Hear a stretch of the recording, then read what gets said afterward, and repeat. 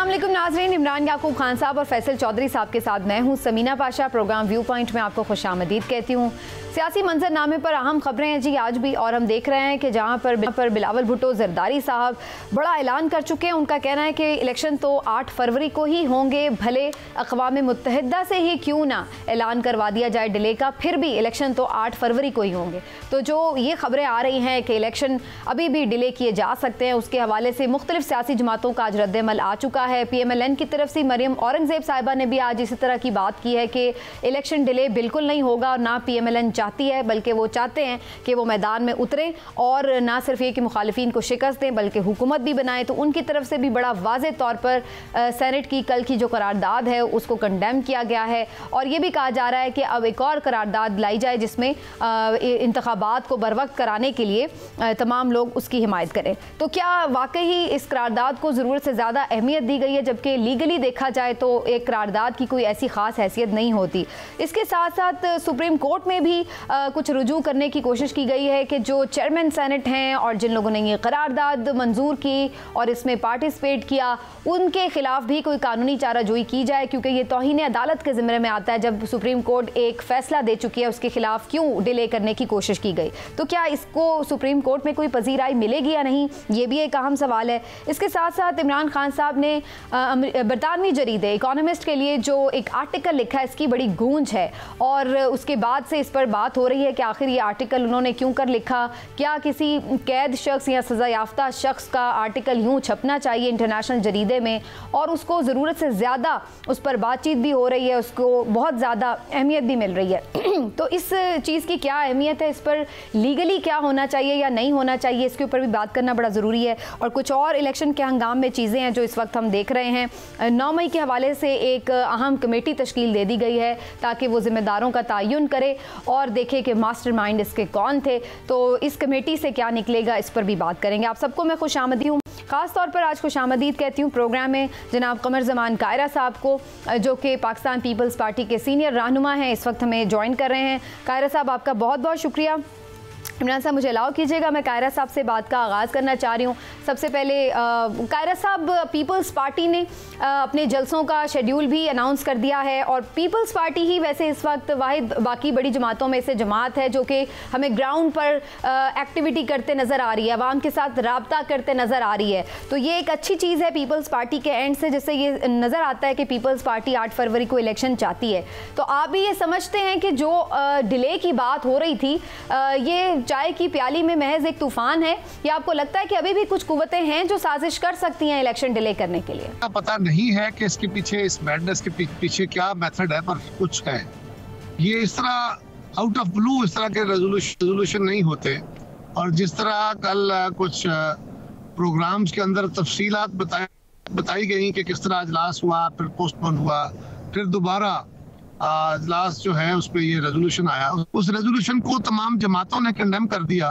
वैसे भी रेजोल्यूशन सारा हाउस ही मिलकर कर दे, उसकी लीगल बाइंडिंग तो होती नहीं है। और लेकिन ये कोशिश या एक इलेक्शन के अमल के ऊपर लोगों का यकीन शेक करना, और ये जो प्रोसेस है इसको मजीद ये गैर यकीनी की कैफियत को बढ़ाना, यही एक कोशिश है। इलेक्शन तो रुकने वाला नहीं है। बिलावल भुट्टो जरदारी साहब कह रहे हैं कि लाहौर से वो इलेक्शन कैंपेन स्टार्ट कर रहे हैं, बल्कि कर चुके हैं ऑलमोस्ट, और उन्होंने अनाउंस किया है, बल्कि वो ये काफ़ी पुरुमीद भी हैं कि लाहौर से वो नशिस्त भी जीत सकते हैं। तो क्या आपको चांसेस नज़र आ रहे हैं पाकिस्तान पीपल्स पार्टी लाहौर में, आपको लगता है कि कोई नशिस्त निकाल सकेगी? ओवरऑल पंजाब में आपकी क्या एक्सपेक्टेशंस है, कितनी नशिस्तें जीत सकेंगे? लेकिन मैं आपको बिल्कुल बड़े पूर्ण तरीके से ये कह रहा हूँ कि इस इलेक्शन के अंदर हमने अपनी कैंपेन लॉन्च की है, मैनिफेस्टो दिया है, और पीपल्स पार्टी ने जिस तरह उनको अपना वज़ारत उज़्मा का उम्मीदवार ठहराया, और जिस तरह वो अपनी कैंपेन में मुस्तकबिल का लाए अमल और नफरतों की सियासत के खात्मे का और पुरानी सियासत को दफन करके नई सियासी जिस्तों का जिक्र कर रहे हैं, हमें तवक्को है कि पाकिस्तान के लोग उसको भरपूर पजीराई देंगे। अच्छा कायरा साहब, आपको क्या नजर आ रहा है, पीएमएलएन क्यों मैदान में अभी तक नहीं निकल रही है, जबकि वो तो अपने आप को बड़ा फेवरेट भी समझते हैं और जाहिर है एक बड़ी जमात है, पंजाब में उनकी एक अपनी रूट्स हैं, तो अभी तक ग्राउंड पे क्यों नहीं पीएमएलएन कैंपेन स्टार्ट करी? आपको इसकी क्या वजह नजर आती है? हैरान तो मैं भी हूँ जी, मेरे लिए भी ये चंबे का बायस है कि महीना रह गया है और वो कैंपेन नहीं कर रहे। या तो वो ओवर कॉन्फिडेंट है, बहुत ज्यादा पुर उम्मीद है, वो दीगर सहारों के ऊपर चल रहे हैं, क्योंकि अवाम के साथ तो अवामी राब्ते के जरिए ही राब्ता किया जा सकता है। बहरहाल इसका हतमी जवाब तो मुस्लिम लीग के दोस्त ही दे सकते हैं, लेकिन ये बहरहाल अचंबे का सामान जरूर है इसमें। अच्छा कायरा साहब, आमतौर पे ये तासुर है और ये कहा जा रहा है कि पीपल्स पार्टी जो है उसका इस दफ़ा इलेक्शन में ये है कि अगर वो 80 सीटें जीतने में, कौमी असम्बली की 80 सीटें जीतने में कामयाब हो जाते हैं तो फिर वो लोगों के साथ, दूसरी जमातों के साथ मिलकर वफाक में हुकूमत बनाने में कामयाब हो जाएंगे। तो आप क्या समझते हैं कि अगर 80 सीटें जीत के हुकूमत बन भी जाए तो वो हुकूमत जो है कुछ करने में कामयाब हो सकेगी या फिर वो इत्तेहादियों के हाथ में ही खेलती रहेगी? देखिए, हमारा तो ये ख्याल है कि सियासत के अंदर जितनी पोलराइजेशन और जितना माहौल बना दिया गया है और लोगों का इस वक्त गैर यकीनी की कैफियत है, इसमें किसी जमात की भी अक्सरियत आते नजर नहीं आती। मुस्लिम लीग को जिस तरह पोर्ट्रे किया गया या मुस्लिम लीग जिस तरह अपनी बॉडी लैंग्वेज से जाहिर कर रही है कि वो कसरत लेने वाले हैं, ऐसा है नहीं। और वो तो इलेक्शन के अंदर ही पता चलेगा। तो हमारा अंदाजा ये है कि किसी भी जमात की अक्सरियत नहीं आएगी कि वो अपनी हुकूमत बना सके। ये जाए कि वो 2/3 अक्सरियत के दावे करें, सादा अक्सरियत भी नहीं बना सकेंगे। लिहाजा अगली जो हुकूमत है वो मिली जुली हुकूमत ही बनेगी। कुछ जमातें मिलके कोalition की हुकूमत बनाएंगे। यकीनन कोalition की हुकूमतों के कई मसाइल होते हैं, लेकिन कोalition के कई सारे एडवांटेजेस भी होते हैं कि पाकिस्तान में जितना इस वक्त डाइवर्स इश्यूज हैं, क्राइसिस है, उसके लिए ज़रूरी है कि पाकिस्तान के अंदर वाइडर एक्सेप्टेंस हो, आपके जो फैसले हों उनकी, तो कानून बने जो फैसले हों। और अगर किसी हुकूमत में ज़्यादा जमातें शामिल होंगी या फैसला साजी में हुकूमत में शामिल हो या ना हो, फैसला साजी में कंसल्टेशन इस तरह की जाए कि जमातें उसका हिस्सा बने, तो इत्तफाक़े राय से होने वाले फैसले इस वक्त हमारे क्राइसिस का हल हैं। लेकिन कायरा साहब, एक बड़ा अहम सवाल इस मौके पे ये बनता है कि तमाम जमातें भी अगर इकट्ठी हो जाएं और मिलकर हुकूमत बना लें, लेकिन अगर अवाम में मकबूलियत एक ऐसी जमात की ज़्यादा हो जो उस हुकूमत में शामिल ना हो या उसको कामयाब ना होने दिया जाए, तो क्या आप ये समझते हैं कि तमाम जमातें मिल के भी अवाम के हकीकी मसाइल हल कर सकेंगी? देखिए, जो जमहूरी अमल है, सियासी अमल है, ये तो है ही अवाम के एतमाद पे खड़ा। अगर यही सूरत हाल जिस तरह आप फरमा रहे हैं, अगर इसी माहौल में इलेक्शन होते हैं, इसी तरह के इलेक्शन होते हैं, तो जो स्टेबल से तवक्को है कि इसके नतीजे में आ जाएगी, वो आती नजर नहीं आती, बल्कि इससे और खींचातानी का अमल जो है वो बढ़ जाने का इम्कान लगता है, बेहतरी आने का इम्कान कम लगता है। जी चौधरी साहब।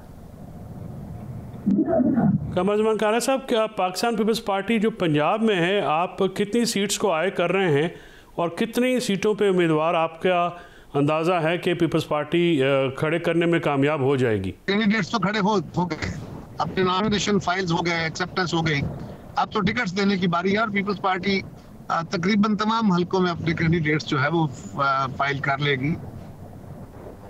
लेकिन और आप किसी के साथ अलायंस में भी जा रहे हैं सर? सीटें लेगी। अलायंस के लिए हमारा कुछ जमातों के साथ मुशावरती अमल जारी था, जिस तरह अवामी तहरीक है, जिस तरह मजलिस वहादत मुस्लिमीन है या दीगर शिया जमातें हैं जो मुस्लिम लीग के साथ नहीं है, उनके साथ एक हमारा डायलॉग चल रहा है और तवक्को है कि उनके साथ कोई हमारा कोalition या इत्तेहादी सूरत हाल डेवलप हो जाए।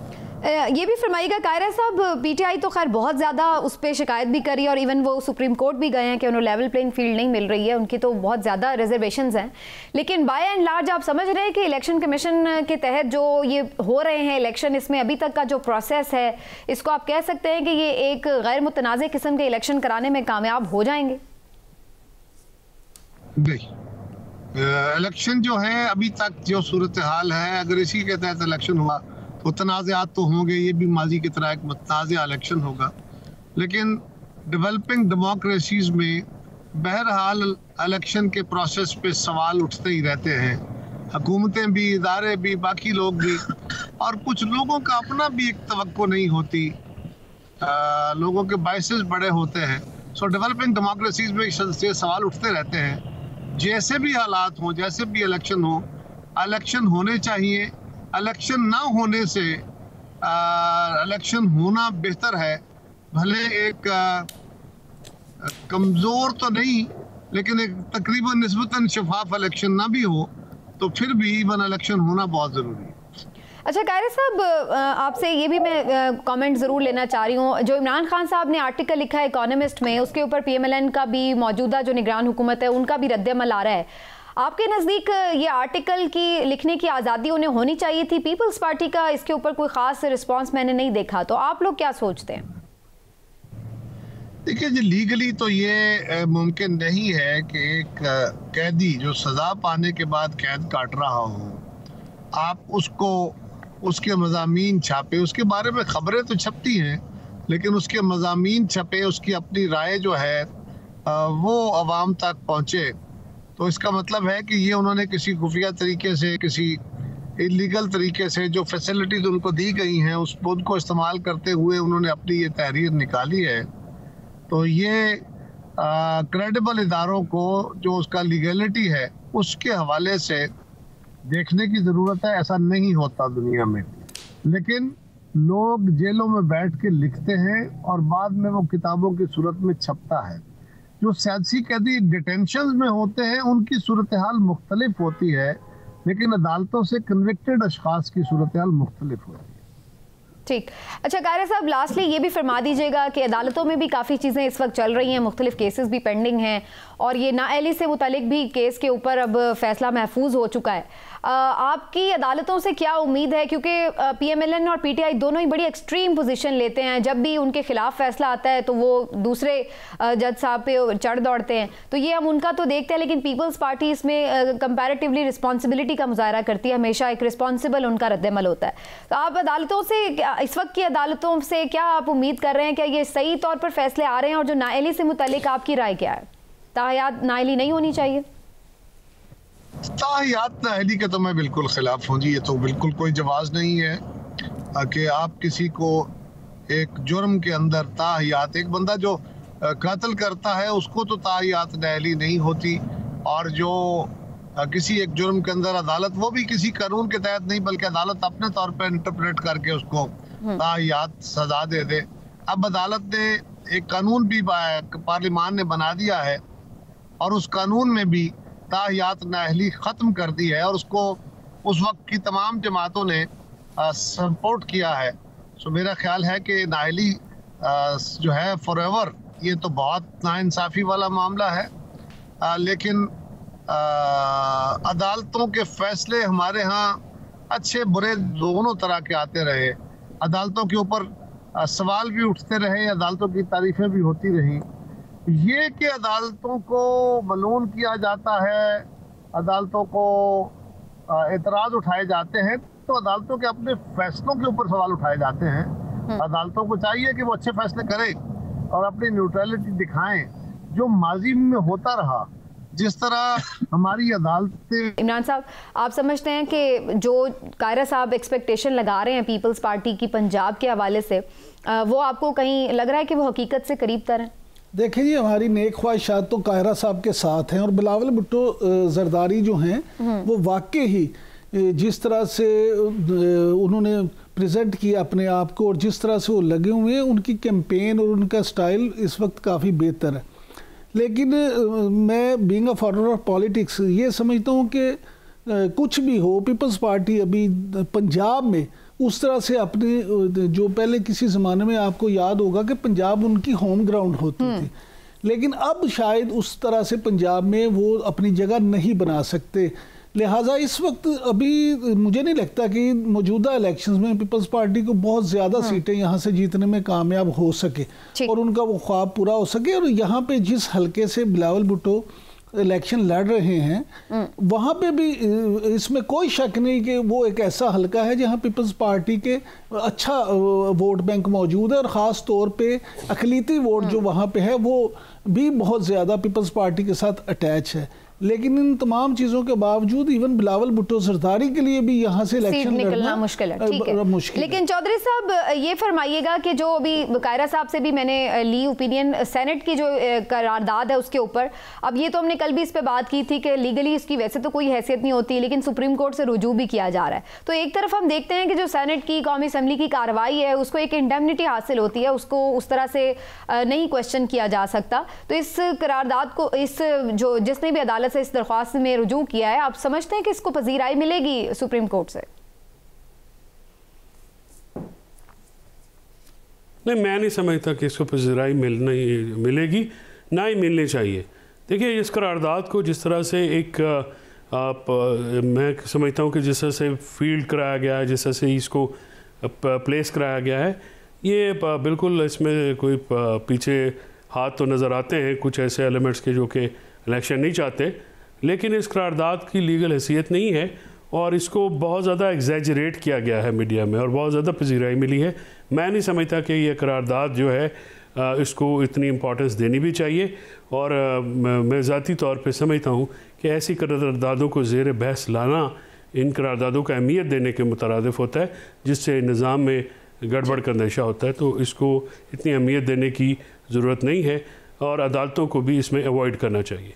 एक और बात जो कायरा साहब ने की है वो उन्होंने जो आपका इकोनॉमिस्ट का जो आर्टिकल है इमरान खान साहब का, चौधरी साहब मुझे इजाजत दीजिएगा, एक ब्रेक ले लेती हूँ मैं। ब्रेक से वापस आकर मैं इमरान साहब और आपकी दोनों की इसके ऊपर तफसील से जान लेती हूँ। कायरा साहब, आप हमारे साथ मौजूद रहे, आपका बहुत बहुत शुक्रिया सर, आपने वक्त दिया। एक ब्रेक लेते नाज़रीन, ब्रेक से वापस आते हैं, डिस्कशन को आगे बढ़ाएंगे, हमारे साथ रहिएगा।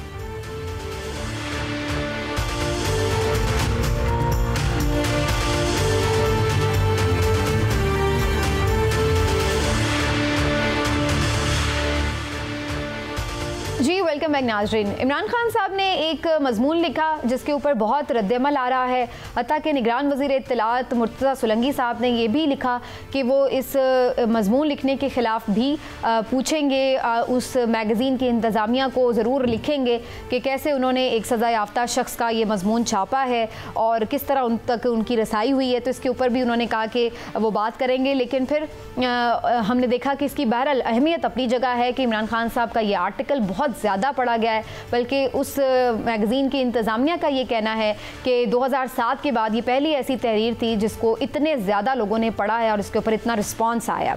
चौधरी साहब, आप इसके ऊपर बात भी करना चाह रहे थे, पहले तो इसकी कुछ लीगली भी बताइएगा, हैसियत क्या है, क्या लिखा जाना चाहिए, इजाज़त होनी चाहिए कोई शख्स जेल में बैठ के लिख सके, और दूसरी बात ये कि इसका इम्पैक्ट कैसे आप देख रहे हैं? देखिए, पहली बात तो लीगली स्पीकिंग ये अंडर ट्रायल प्रिजनर हैं, ये कन्विक्टेड नहीं है, क्योंकि इनकी जो सज़ा तोशा खाना में एक ही केस है जिसमें उनको सज़ा हुई है, वो सस्पेंड हो गई है। सो उनका जो इस वक्त लीगल स्टेटस है वो अंडर ट्रायल प्रिजनर का है, और अंडर ट्रायल प्रिजनर के ऊपर वो कन्विक्टेड प्रिजनर वाली जो है वो शराइत नहीं होती हैं। इकोनॉमिस्ट का जो आर्टिकल लिखा है उसमें जो अपने खदशात जो PTI के हैं वो इमरान खान साहब ने कलमबंद किए हैं और वो छपे हैं, और इसको ज़्यादा बढ़ावा तो मेरे ख्याल में निगरान वज़ीर इत्तलात ने दिया जब उन्होंने ट्वीट की, और फिर उसके बाद इकोनॉमिस्ट उसको रीट्वीट करके साथ में सारी अपनी लीगल पोजीशन भी वाजे की, और फिर कम्युनिटी पे मैसेज दे दिया जिसकी वजह से जो मुर्तज़ा सुलंगी साहब का ट्वीट डिलीट भी नहीं हो सकता अब। तो वो मेरे ख्याल में जो रिएक्शन आया वो तो उसकी जो आर्टिकल है उसकी जो है बाज़गश जो है वो तो हर जगह पे सुनाई दे रही है। अब इसकी टाइमिंग जो है वो भी बड़ी इंटरेस्टिंग है कि वो इसके बीच में आया है, कैसे वो आर्टिकल छपा या मतलब किस तरह से लिखा गया, अब ये तो तहकीक तलब बातें हैं, लेकिन इससे ये ज़रूर हो जाएगा कि जो अब जेल ट्रायल होते हैं उसमें वकला को और बाकियों को बहुत मुसीबत पड़ेगी। और वहाँ पे जो तलाशी का अमल है वो पहले ही बहुत ज़्यादा सख्त होता है और सख्ती हो जाएगी। और इस पे काफ़ी शिकायतें मतलब बतौर वकील तो मुझे बहुत ज़्यादा हैं कि जब हम जाते हैं तो फाइलें तक भी हमारी देखी जाती है, पढ़ी जाती हैं बल्कि। तो वो एक जो सिक्योरिटी और ये ना और जॉय साहब आपके सर्दियों में आपके स्वेटर ही उतरवा दें वो सब्सटेंस है ठीक है। लेकिन इमरान साहब की इसमें मैं कमेंट लेती हूँ। इमरान साहब वो सारा कुछ करते हैं जी, वो जज साहब का नहीं ताल्लुक है, वो जेल अथॉरिटीज़ का असल में वो बहुत ज़्यादा कॉन्शियस होते हैं, खासकर जब खान साहब का ट्रायल होता है, हाई प्रोफाइल है, वो बहुत ज़्यादा कॉन्शियस होते हैं, उसमें सिक्योरिटी मेजर्स बहुत ज़्यादा लिए जाते हैं, राइट, हाई प्रोफाइल होते हैं। तो इसी वजह से कहा ना कि ओपन ट्रायल हो तो ताकि ये मुसीबतें ख़त्म हो जाए। ठीक हो गया।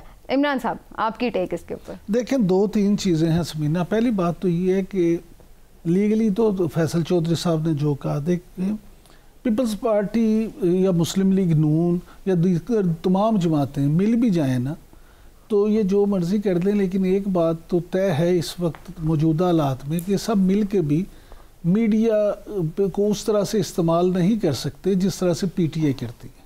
PTI का ये बड़ा एडवांटेज है कि वो उसकी मीडिया मैनेजमेंट बहुत अच्छी है। इस वक्त मीडिया नहीं, सोशल मीडिया मैनेजमेंट। नहीं तो इकोनॉमिस्ट सोशल मीडिया तो नहीं है ना। नहीं, मैं उसमें बात करूँ जो उसका इम्पैक्ट है वो तो सारा यहाँ पे सोशल मीडिया के थ्रू हैंडल हो रहा है। गुजारिश ये है कि ये देखें कि ये तो बाद में पता चलेगा ना कि क्या हुआ, किस तरह से हुआ, कौन लेके गया, ये छोड़ दें। मैं तो कहता हूँ हो सकता है जेल का ही अमला उनसे मिला और जेल के ही अमले ने इसको आउट किया और वकीलों बेचारों की ऐसे ही ये बात आ गई कि जी उन्होंने किया या किसी ने किया। और 99% मुझे ये कभी इस बात के इम्कानात नज़र आते हैं कि ये हुआ ही जेल के अमले के ज़रिए से हुआ होगा, वैसे नहीं हो सकता। क्योंकि बीइंग ए क्राइम रिपोर्टर जितना मेरा माजी में एक्सपीरियंस रहा है, हमने यही देखा है कि इस तरह की जो भी चीज़ें होती हैं वो जेल के अमले के बगैर मुमकिन नहीं होता। दूसरी बात ये कि ये अब होना था जो हो गया। अब ये देखें क्या आप इमरान खान साहब को या उनकी टीम को इतना बेवकूफ़ समझते हैं कि उन्हें इस बात का अंदाज़ा नहीं था कि इकोनॉमिस्ट में ये छपेगा तो उसका क्या रिएक्शन आएगा। उन्हें ये चाहिए ही ये रिएक्शन था, वो ये हाइप ही चाहते थे। और जब ये छप गया उसका इम्पैक्ट जो आना था, देखिए इमरान खान साहब से आप 1001 इख्तलाफ करें, लेकिन आपको ये बात मानना होगी कि पूरी दुनिया में उनकी शख्सियत का, उनकी पर्सनैलिटी का अपना एक करिश्मा है। उनका जब भी मुख्तलिफ इकोनॉमिस्ट हो, न्यूज़ वीक हो या जितने भी लेकिन निगरान हुकूमत को क्या ज़रूरत पेश आई कि निगरान हुकूमत को इसलिए ज़रूरत पेश आई कि उन्हें पता था कि अब सवालात उठेंगे कि एक बंदा जेल के अंदर है। तो देखिए जिम्मेदारी किसकी है? जिम्मेदारी तो निगरान हुकूमत पर ही आयद होती है कि वो इसका अब जवाब तो दें कि ये गैर कानूनी अगर काम हुआ तो कैसे हो गया। इसका मतलब है कि इनकी मैनेजमेंट इतनी कमजोर है। तो फिर यहाँ पे जवाब देना, वो उनको क्यों लिखने चल पड़े? नहीं तो इसलिए ना कि वो यहाँ इनसे तो कंट्रोल नहीं हुआ तो उथे चले गए ना कि ये तुसी क्यों किया। भाई आप अपना जाके साफ करें, अपना पता करें कि किस तरह से हुआ। बहरहाल जो PTI के बानी का मकसद था, जो PTI को इससे फ़ायदा होना था, वो उन्हें हासिल हो गया। उनको अब इससे फ़र्क नहीं पड़ता, ये जो मर्ज़ी बगलें बजाते रहें, जो मर्ज़ी करते रहें। उस आर्टिकल लिखने का जो मकसद था वो उनका पूरा हो गया। और एक दफ़ा उन्होंने फिर अपने वोटर सपोर्टर्स को बड़ा clear, loud and clear message, voter supporter को ही नहीं बल्कि देखिए इंटरनेशनल फोरम्स के ऊपर अब ये चीज़ डिस्कस हो रही है कि पाकिस्तान के आने वाले इंतखाब में क्या वाकई PTI को साइडलाइन किया जा रहा है। आपने देखा होगा अमेरिकी स्टेट डिपार्टमेंट से ये सवाल हो रहे थे उनकी हफ्तावार प्रेस ब्रीफिंग में, इसके ऊपर क्वेश्चन हुए कि जी पाकिस्तान में इस किस्म के इलेक्शंस के ऊपर जो है वो ये बात मैं आपसे अर्ज करूं, पाकिस्तान में जिस तरह के इलेक्शन होते हैं ना माजी में भी, तो ये जब करते हैं इलेक्शन या मैनेजमेंट ये इस तरह की चीज़ें, तो फिर ये इस बात को बिल्कुल जो है ना वो खातिर में नहीं लाते कि इंटरनेशनल इस्टेब्लिशमेंट क्या कहेगी और ये क्या कहेंगे। इन्होंने जो करना होता है वो कर जाते हैं। मामला मेरे नज़दीक ये नहीं है। मेरे नज़दीक मामला इस वक्त देखिए, इस वक्त इमरान खान की जंग किससे है? इमरान खान तो अपने आप के जो देखे उन्होंने वो जितनी चीज़ें थी वो साइफर के हवाले से हों, वो अमेरिका बहादुर की बात ना मानने के हवाले से हो, वो जनरल बाजवा के हवाले से हो, वो सारी चीज़ें एक दफ़ा फिर उन्होंने अपना मौक़िफ़ तो सामने रख दिया ना, खुद को उन्होंने बेगुनाह साबित कर दिया अपने तई। उन्होंने अपना केस पूरा पेश कर दिया। अब ये अलग बात है, इस बड़ी बहस तलब बात है कि वो हकाइक हैं या गलत है, सच है, झूठ है, क्या है, उस पर आप लगे रहें। लेकिन एक बंदे ने फिर इतना जोर से अपना मौक़िफ़ सामने रख दिया है और अपने वोटर सपोर्टर को फिर गरमा दिया। ठीक बात। चौधरी साहब, इस पे बस मुझे एक लास्ट कमेंट शॉर्ट सा कर दीजिएगा, फिर मुझे ब्रेक की तरफ जाना है। इसमें हम ये भी देख रहे हैं कि उन्होंने वो जो अपना एक बयानिया दिया था अमेरिका के हवाले से, फिर उसके बाद जिस तरह भी इमरान साहब ने भी जिक्र किया साबिक इस्टेब्लिशमेंट के हवाले से भी, अभी जो लेवल प्लेइंग फील्ड नहीं मिल रही उसके हवाले से भी, तो इससे तो ये तासुर आप देख सकते हैं कि जो ये बातें हो रही थी कि वो कोई डील मांग रहे हैं जेल में बैठ के, या वो अपने मौक़िफ़ से पीछे हट गए हैं। कोई अमेरिका वाले मामले के ऊपर भी जो बहुत ये बात हुई कि जी उन्होंने यू टर्न ले लिया है, तो आप समझते हैं कि ये चीज़ों को फिर एक तरह से ज़ीरो कर दिया इमरान साहब ने, क्योंकि वो तो वही बात दोहरा रहे हैं जो 2 साल पहले दोहरा रहे थे। हाँ जी, एग्जैक्टली। जो बातें डील वाली हो रही हैं उनका तो आई थिंक वो काफ़ी दफ़ा वहाँ से तरदीद भी आ चुकी है, और मैं नहीं समझता कि इस माहौल में या इस वक्त कोई डील की बातें चल सकती हैं। और इस आर्टिकल की पब्लिशिंग के बाद तो खैर जो इम्कानात मज़ीद जो है वो कम ही होंगे। देखिए, बात यह है कि जो PTI उनकी क़यादत है, उनका जो तर्ज़ अमल है या तर्ज़ सियासत है वो हमेशा से गैर रवायती रहा है।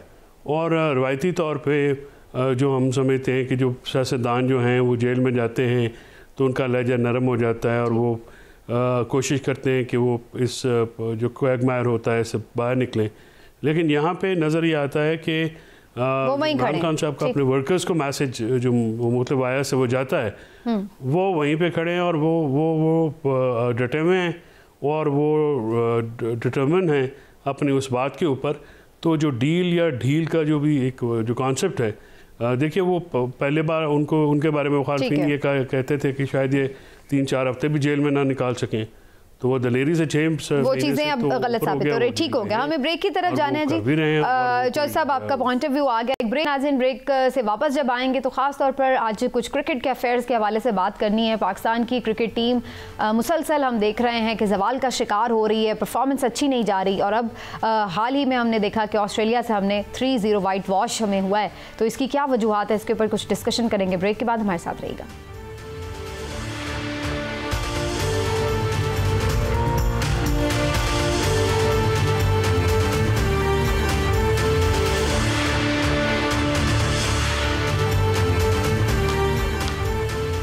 नाज़रीन, और इस सेगमेंट में ख़ास तौर पर बात करेंगे ज़रा क्रिकेट के मामलात से जुड़े हुए जो बहुत से मसाइल हैं जिस पर बड़े लोगों के दिल भी टूटे हुए हैं, क्योंकि ऑस्ट्रेलिया से पाकिस्तान को 3-0 से बदतरीन शिकस्त हुई है। और ये कोई पहली बार नहीं है कि हम इस तरह से वाइट वॉश हुए हैं, बल्कि इससे पहले भी एक तसलसल हमें नज़र आ रहा है कि 17वां ये टेस्ट है लगातार जिसमें पाकिस्तान को ऑस्ट्रेलिया से शिकस्त हुई है। और थ्रू आउट हमें ये नज़र आ रहा है कि ऑस्ट्रेलिया में जाकर जब भी पाकिस्तान टेस्ट सीरीज़ खेल रहा है उसको तकरीबन वाइट वॉश का ही सामना करना पड़ा है। तो ये क्या वजह है कि ऑस्ट्रेलिया की पिचेस इस तरह की है, या फिर हमारी जो ओवरऑल एक हमें नज़र आ रहा है कि सिचुएशन है, टीम कमज़ोर नज़र आ रही है इस वक्त, तो ये उसी का एक तसलसल है। अब तो हमने कैप्टन भी बदल लिया है, लेकिन उससे भी कोई खातिर ख्वाह हमें इजाफा या इफाका नहीं हुआ। तो इसका फिर आखिर हल क्या है, इसके ऊपर भी आज बात करते हैं सेगमेंट में। और इस सेगमेंट में ख़ास तौर पर हमें सीनियर स्पोर्ट्स जर्नलिस्ट जनाब माजिद भट्टी साहब ज्वाइन कर रहे हैं, तो उनसे पहले राय लेते हैं उनकी, और उसके बाद फिर मैं अपने पैनलिस्ट की तरफ भी आऊँगी। भट्टी साहब, बहुत बहुत शुक्रिया सर आपका, आपने प्रोग्राम के लिए वक्त दिया। भट्टी साहब, सबसे पहले तो ये बताइएगा, ये जो अभी रिसेंट हमें शिकस्त हुई है ऑस्ट्रेलिया से, आपको क्या नज़र आ रहा है, इसकी जिम्मेदारी किस पर आयद करेंगे आप, खिलाड़ियों पर, मैनेजमेंट पर, या फिर किस्मत पर? देखिए समीना, सबसे पहले तो आपका शुक्रिया कि आपने मदू किया और हमारी राय सुन रही है। देखिए, हमारा जो एक मुल्क का निज़ाम है, आप माशाल्लाह पॉलिटिकल शो भी करती हैं और मैं आपको देखता रहता हूँ कि आप मुख्तलिफ चैनल्स पर एज ए पॉलिटिकल एनालिस्ट भी तबसरे कर रही होती हैं। ये जो हमारा सियासी मंजरनामा है ना मुल्क का, उसके असरात क्रिकेट पर भी हैं। पिछले दौर में जब PTI की हुकूमत थी, आप देखें 2 PCB के चेयरमैन आए, हर चेयरमैन पाकिस्तान टीम में अपनी जो टीम इंतजामिया है उसको लेकर आया। एहसान मानी अपने लोग लेकर आए, फिर रमीज राजा आए, वो अपने लेकर आए, नजम सेठी साहब आए, उन्होंने फिर उसको एक मंजरनामे को तब्दील कर दिया, फिर वका अशरफ साहब आए, उन्होंने भी कोचेस को चेंज कर दिया, कप्तान को चेंज कर दिया। देखें, हम आज बात कर रहे हैं ऑस्ट्रेलिया की, और शर्मनाक बात है कि हम पिछले 28 साल से ऑस्ट्रेलिया से हार रहे हैं। और जिस तरह अभी आप फरमा रही थी कि 17वीं लगातार पाकिस्तान को शिकस्त हुई है, लेकिन अगर आप इसको बड़े कैनवस में देखें, हम होम ग्राउंड पर ऑस्ट्रेलिया से ही तकरीबन 1.5 साल पहले टेस्ट सीरीज हार गए। फिर इंग्लैंड की टीम आई लास्ट ईयर, वो 3-0 हमें मार के पाकिस्तान में चली गई। अभी एशिया कप में हमने देखा पाकिस्तान की टीम फाइनल में भी नहीं पहुंची। वर्ल्ड कप में हमने देखा पाकिस्तान की टीम सेमीफाइनल में क्वालिफाई नहीं कर सकी। तो ओवरऑल समीना, जो पाकिस्तान का क्रिकेटिंग सिस्टम है ना, देखें दुनिया में किसी भी मुल्क में किसी के पास भी अलादीन का चिराग नहीं है कि वो चिराग को रगड़ेगा और टीम नंबर 1 बन जाएगी।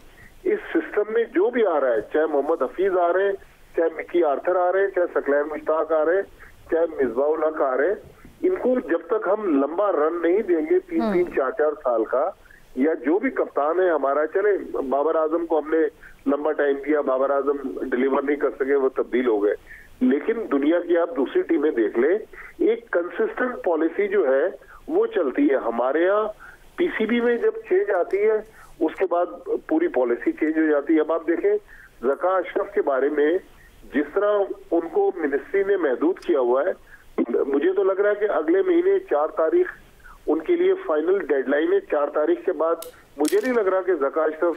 लेकिन भट्टी साहब, पीछे आपने बड़े अच्छा इसको हिस्टोरिकली हमें बताया कि जिस तरह से चीज़ें हो रही हैं, लेकिन प्रॉब्लम ये है कि पहले तो फिर भी ऑफ एंड ऑन किसी कोई हम अच्छा भी परफॉर्म करें किसी सीरीज़ में, किसी में नहीं, लेकिन ऑस्ट्रेलिया में तो फिर हमारी एक हिस्ट्री है कि हम लगातार बुरा परफॉर्म कर रहे हैं। तो वहाँ की क्या कंडीशंस के हवाले से हमारे जो प्लेयर्स हैं वो तैयार नहीं हैं कि वो उन कंडीशंस में बिल्कुल ही फ्लॉप हो जाते हैं? देखिए, बहुत अच्छा आपने सवाल किया। दरअसल हमारे पास उस क्वालिटी के प्लेयर नहीं है जो 28 साल पहले पाकिस्तान की टीम जिसने ऑस्ट्रेलिया को इसी सिडनी क्रिकेट ग्राउंड में शिकस्त दी थी, उस टीम में आप देखें एजाज अहमद कोई बहुत बड़ा पाकिस्तान क्रिकेट में बड़े बैट्समैन थे, लेकिन ग्रेटेस्ट बैट्समैन हम उनको नहीं कह सकते। एजाज अहमद की ऑस्ट्रेलिया में 3 सेंचुरियां हैं, और 28 साल पहले जब हम जीते उस वक्त भी एजाज अहमद ने सेंचुरी बनाई। इंजमाम उल हक ने दोनों इनिंग्स में उस टेस्ट मैच में 50 किए थे। फिर मुश्ताक अहमद ने अपनी बॉलिंग से पाकिस्तान को जितवाया। आज आप देखें ये जो टेस्ट मैच चंद घंटे पहले हम आ रहे हैं, हमारे पास कंडीशंस आइडियल थी पाकिस्तान को जीतने के लिए। हमारे पास ना क्वालिटी के स्पिनर हैं। हम बाबर आजम को कहते हैं कि जी ये बाबर आजम है, दुनिया के ग्रेटेस्ट बैट्समैन है, इसमें कोई शक नहीं कि बाबर आजम में टैलेंट है, लेकिन वो टैलेंट बड़ी टीमों के खिलाफ ग्राउंड में डिलीवर नहीं कर रहे। फिर हमारी फास्ट बॉलिंग, मैं आपको एक बहुत ही हैरानकुन इंकशाफ बताऊं, मैंने अपने चैनल के लिए लास्ट वीक पाकिस्तान के जो चीफ सिलेक्टर हैं वहाब रियाज, उनका इंटरव्यू किया था। वहाब रियाज ने ऑफिशियल कोट एंड कोट आपको बता रहा हूं, उन्होंने कहा कि जो 1 साल हमारा गुजर गया है, 365 में से पाकिस्तानी प्लेयर्स जो बड़े प्लेयर्स, उन्होंने कहा कि वो 307 दिन ग्राउंड में रहे। इसका मतलब ये हुआ या तो वो पाकिस्तान से खेलते रहे या फॉरेन लीग्स खेलते रहे या वो ट्रेनिंग करते रहे। तो इंसान की बॉडी है, अगर आप उसको रेस्ट नहीं देंगे तो आज शाहीन शाह अफरीदी की पेस इसलिए हमें कम होती हुई नजर आ रही है कि शाहीन शाह अफरीदी अपना वर्कलोड मैनेज नहीं कर रहे। अब बड़ी मुश्किल से जाके जब जरूरत थी वहां उन्होंने आराम कर लिया। उससे पहले शाहीन शाह अफरीदी हर फॉर्मेट में पाकिस्तान को रिप्रेजेंट कर रहे। तो मेरे ख्याल में हमारे पास स्केड्यूल बड़ा हमें टाइट नजर आ रहा है। लेकिन भट्टी साहब, यहाँ पे आपने वहाब रियाज का चूंकि जिक्र किया तो लोग तो उन पे भी तनकीद कर रहे हैं कि एज ए प्लेयर भी वो कोई इतने ग्रेटेस्ट प्लेयर नहीं थे, और जब वो एक यानी निगरान वजीर खेल के तौर पर आए, फिर अब उन्हें सिलेक्शन भी पकड़ा दी गई है टीम की, तो वो क्या इतना उनका कैलिबर है कि वो खुद सेलेक्ट करें टीम को और वो सही तौर पर लोग लड़के सेलेक्ट कर सकें? उनकी भी तो अपनी जो यानी अपॉइंटमेंट है उसके ऊपर अभी क्वेश्चन थे, तो जाहिर है आगे जो उनकी सिलेक्ट करदा टीम है उसके ऊपर भी क्वेश्चंस लोग रेज कर रहे हैं।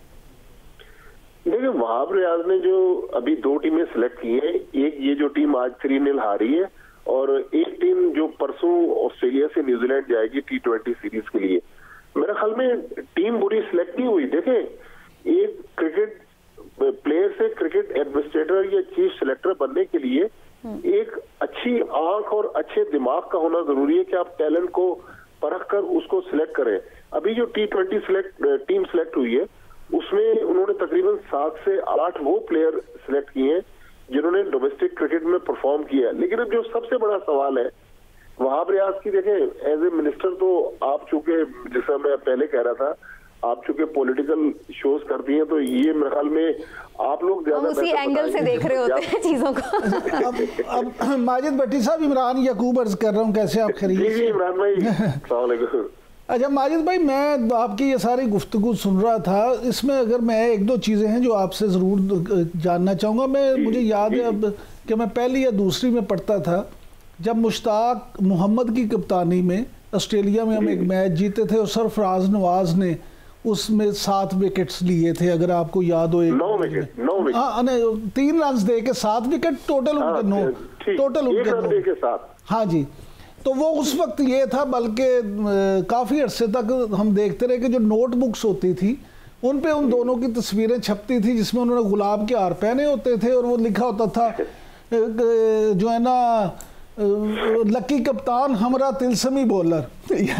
तो सर ये क्या हम पूरी जिंदगी इसी तरह की क्रिकेट देखेंगे कि लक काम कर जाए? मुश्ताक मोहम्मद ने, मुझे आज तक याद है, इंटरव्यू में कहा कि मैंने ऐसे आसमान की तरफ देखा तो एकदम से मौजज़ों का इंतजार करते रहना है, हमने सिस्टम भी ठीक करना है। सर जब हम ये बात करते हैं कि 26 साल से हम 26 जो है साल हों और आपके 17 टेस्ट में मुसलसल शिकस्त हो और ये चीज़ें, तो हमें ये भी तो याद रखना चाहिए ना कि क्रिकेट ऑस्ट्रेलिया जो है वो किस तरह से काम करता है। उसके बंदे देखें अब सुपर फिट हैं, उन्होंने T20 का, टेस्ट का और इवन वनडे फॉर्मेट उसको देख के तैयारी की होती है। उन्होंने ये तक प्लान किया होता है कि जनाब हमारा ये जो खिलाड़ी है ये चाहे सुपर फिट ही क्यों ना हो, इसने इतने साल तक खेलना है और उसके बाद हमने इसकी जगह मुतबादल ढूंढ लेना है।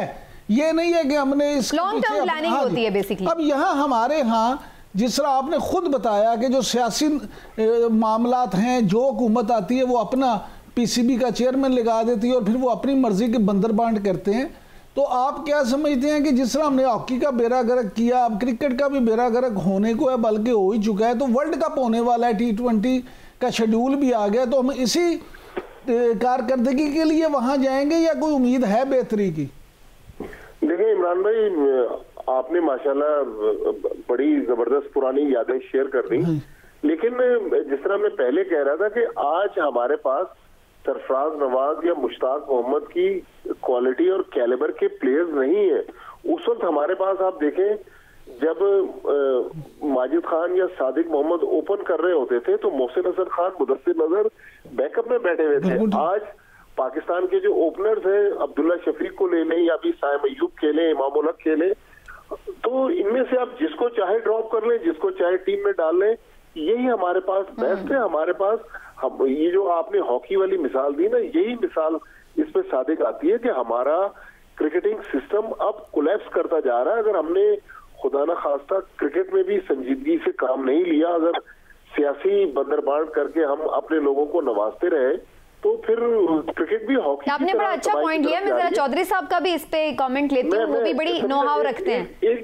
जी कर लीजिए। इमरान साहब ने जो बात की T20 वर्ल्ड कप की, तो मेरे ख्याल में T20 ऐसा फॉर्मेट है जिसमें हमारी परफॉर्मेंस निस्बतन वनडे और टेस्ट मैच के बेहतर है। तो मेरे ख्याल में वर्ल्ड कप में थोड़ी सी बेहतरी की उम्मीद है, लेकिन बहुत ज्यादा उम्मीदें ना ही रखे तो बेहतर है, वरना मायूसी होगी। क्योंकि T20 में फ्लूक चल जाते हैं तुक्के भी चल जाते हैं। चौधरी साहब, हम तो बचपन से सुनते आए थे कि पाकिस्तान में बहुत टैलेंट है, बहुत टैलेंट है, लेकिन हमने देखा कि कुछ नामवर प्लेयर्स के जाने के बाद उस तरह से हम उस तरह के टैलेंट, उस तरह के प्लेयर्स प्रोड्यूस ही नहीं कर सके। तो इसका इल्ज़ाम आप हमारे सिस्टम को देंगे? जैसे बड़ा राइटली मेंशन किया कि जो पॉलिटिकल तैनातियाँ होती हैं वो फिर हमेशा क्वेश्चनेबल रहती हैं और उसका रिजल्ट भी हमें प्रोडक्टिव नजर नहीं आते, या फिर आप समझते हैं वाकई टैलेंट की कमी हो गई है पाकिस्तान में? देखिए, ये सारी चीज़ें मिलके जो है वो ही करती हैं जो पहले बात हम कर रहे थे। पूरी नेशंस जो है ना जी, वो राइज भी इकट्ठे करती हैं और डिक्लाइन भी इकट्ठे करती हैं।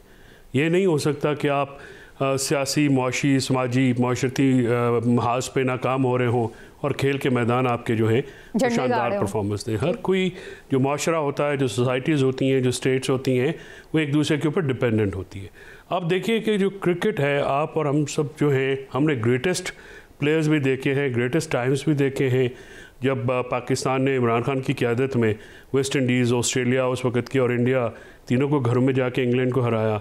और उसके बाद जो है हमने वनडे में देखा वसीम अकरम वकार, यूनुस, सईद अनवर आम, और मतलब एक शानदार टीम थी जिसके लिए बाकायदा लोग जाते थे। अब टेस्ट क्रिकेट भी चेंज हो गई है, क्रिकेट बहुत कमर्शलाइज हो गई है, उसकी जो अडेप्ट करनी है, जो नई चेंजेस हैं, वो हम समय मेरी नज़र में हमारी जो मैनेजमेंट होती है, क्योंकि वो नॉन प्रोफेशनल्स हैं। अब रमीज़ राजा को आप जो मर्ज़ी करें, रमीज़ राजा एक कामयाब चेयरमैन थे। नजम सेठी का भी एक कारनामा है कि उन्होंने T20 को रिवाइव किया था और उन्होंने मेहनत की थी उसके ऊपर। लेकिन जो पॉलिटिकल अपॉइंटमेंट्स होती हैं, देखिए टीम तो हर चेयरमैन अपनी लेके आएगा, लेकिन प्रायोरिटीज़ क्या हैं, अहदाफ क्या हैं, उन अहदाफ के लिए पॉलिसीज़ क्या बनाई जा रही हैं, वो इम्पॉर्टेंट होता है। और जो आप बात करती हैं, और जैसे हम ऑस्ट्रेलिया की बात करते हैं या इंग्लैंड की बात करते हैं, या दूसरी जो इवन इंडिया में आप देखिए, उनके पास प्लेयर्स का एक पूरा खेप है। और जो दूसरी जो मैं समझता हूँ कि जो सबसे बड़ा प्रॉब्लम ये हुआ है कि हमने स्कूल कॉलेज क्रिकेट को अबेंडन कर दिया और हमने क्लब्स में और यहाँ पे जाना शुरू कर दिया। उससे क्या हुआ कि जो एक मैच्योर माइंड होता है, जो जाके मैदान में रिप्रेजेंट कर सकता है, जिसको देखिए ये जो पढ़ाई लिखाई होती है, इससे आपको सेंस आती है, इससे आपको थोड़ी एहसास होता है। वरना आम आदमी और बाज़ आम आदमी जो होते हैं, जो पढ़े लिखे नहीं होते, वो सियाने तो पढ़े लिखों से भी ज़्यादा होते हैं। तो इस चीज़ को भी हमने अबेंडन किया है। तो हमारे जो सिस्टम है पिक एंड चूज़ का, अब वो T20 के फॉर्मेट से हम लड़के उठाते हैं और उनको टेस्ट में हम देते हैं। लेकिन अब देखिए आमिर जमाल जैसा टैलेंट है, वो ऑस्ट्रेलिया में क्रिकेट खेलते रहे, लेकिन सिस्टम अच्छा मिले तो ग्रूमिंग हो, फिर वो वही प्लेयर्स हमारे परफॉर्म करने लगेंगे। सुमीना है कि टीम गेम है, उनको चीज़ है, उनको बंदे चाहिए साथ में जो सपोर्ट करें। अब ये सवाल माजिद भट्टी साहब ने बिल्कुल ठीक कहा कि हमारे पास ग्रेटेस्ट प्लेयर्स नहीं है, तो सवाल ये क्यों नहीं है? उस वक्त जो सिस्टम था, उस वक्त भी तो सिस्टम ऐसे ही था, अब नहीं है, क्यों नहीं है? चौधरी साहब यही सवाल जो है ना माजिद भट्टी साहब से मैं भी इसमें थोड़ा सा शामिल कर दूं। माजिद भट्टी साहब, हमेशा ये बहस होती रही है पिछली 2, 3, 4 दहाइयों से। कोई कहता है कि जी डोमेस्टिक क्रिकेट जो है उसका ढांचा ठीक नहीं है, कोई कहता है डिपार्टमेंटल क्रिकेट नहीं होना चाहिए, कोई कुछ कहता है। लेकिन क्या आप नहीं समझते कि पाकिस्तान जैसे एक मुल्क में जहाँ हमेशा मुआशी क्राइसिस रहे हैं, तो डिपार्टमेंट्स जो हैं उनसे एक ये फ़ायदा ज़रूर होता था कि जब नौजवान खिलाड़ियों को जॉब्स मिल जाती थी, उनका रोज़गार लग जाता था, तो वो इस लालच में भी क्रिकेट ज़्यादा अच्छा खेलते थे कि चलो बच्चे को नौकरी मिल जाएगी, उसका कैरियर बन जाएगा। और फिर जब आपके पास डिपार्टमेंट्स के ज़रिए से सैकड़ों लोग आते थे, तो उसमें से भी अच्छे लोग निकल आते थे। इमरान भाई, असल में मसला ये है कि डिपार्टमेंटल क्रिकेट एक बहुत अच्छा जरिया था हमारे टैलेंट को ग्रूम करने के लिए, जहां पर बहुत ज्यादा मुकाबले का रुझान था। फिर रीजन की जो क्रिकेट थी, उसमें से जो प्लेयर निकलते थे वो डिपार्टमेंटल क्रिकेट में आते थे। पीटीआई की जब हुकूमत थी, इमरान खान साहब जब प्राइम मिनिस्टर थे और डिपार्टमेंटल क्रिकेट खत्म हुई, और अब जब पीडीएम की हुकूमत थी और डिपार्टमेंटल क्रिकेट बहाल हुई, तो आज जो president cup first class tournament हो रहा है, हमारे पास टोटल 7 डिपार्टमेंट है। नेशनल बैंक जो सरकारी बैंक है, जिसमें पूरे गवर्नमेंट ऑफ पाकिस्तान के अकाउंट्स हैं, उसने भी अपनी टीम को रिवाइव नहीं किया, HBL ने अपनी टीम को रिवाइव नहीं किया, अलाइड बैंक ने टीम रिवाइव नहीं की। तो मसला ये कि मुल्क में जो फाइनेंशियल क्राइसिस है, उसके असरात यहाँ डिपार्टमेंटल क्रिकेट में भी आए। लेकिन जो भी है, ऑस्ट्रेलिया में आप देख लें, शेफील्ड शील्ड क्रिकेट साल से एक ही सिस्टम है, इंग्लैंड में काउंटी क्रिकेट एक ही सिस्टम है, भारत में रणजी ट्रॉफी पिछले हम 80-85 साल से देख रहे हैं रणजी ट्रॉफी हो रही है। हमारे यहाँ कभी हम कायद-ए-आज़म ट्रॉफी रीजन का करा देते हैं, कभी सूबों की टीमें बना देते हैं, कभी शहरों की टीमें बना देते हैं। अब डिपार्टमेंटल टीमें हमने रिवाइव जरूर की है, लेकिन टोटल 7 टीमें बनी। 7वीं टीम HEC की टूर्नामेंट शुरू होने से 3 दिन पहले बनाएगी। तो हमें अपनी पॉलिसियों में कंसिस्टेंसी असल चीज ये है, कंसिस्टेंसी, चाहे वो हमारी पॉलिटिक्स हो, मईशत हो, खेल हो, किसी भी मामले में जब तक कंसिस्टेंसी नहीं आएगी, उस वक्त तक हमारा ग्रो करना बड़ा मुश्किल है किसी भी फील्ड में। अब्दुल माजिद भट्टी साहब, बहुत बहुत शुक्रिया सर, आप हमें आज प्रोग्राम में ज्वाइन कर रहे थे। प्रोग्राम का वक्त खत्म हो गया, यहीं पर बात को समेटते नाज़रीन, इंशाल्लाह फिर आपसे मुलाकात होगी। अपना ख्याल रखिए, अल्लाह हाफ़िज़।